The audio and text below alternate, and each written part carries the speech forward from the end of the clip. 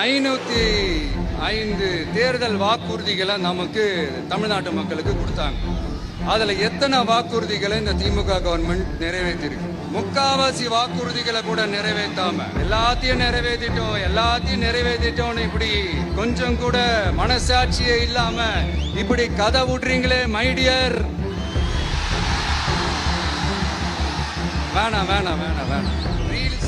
Reels வேற, reality வேற நீங்களே சொல்லிட்டு இப்போ நீங்க விடுறது அம்பட்டும் ரீல்ஸ் தான். அதுல எல்லாம் பாதியில அருந்தும் போயிடுச்சு. அப்படி அருந்து போன ரீல்ஸ் எல்லாம் கொஞ்சம் என்னன்னு பாப்போமா?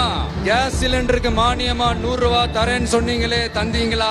1000 ரூபாய் ஒருத்தர் விடாம எல்லா பெண்களுக்கும் தருவேன்னு சொன்னீங்களே, தந்தீங்களா?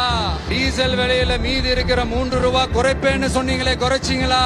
நீட்டு தேர்வை ரத்து செய்வோம்னு சொன்னீங்களே, ரத்து செஞ்சீங்களா?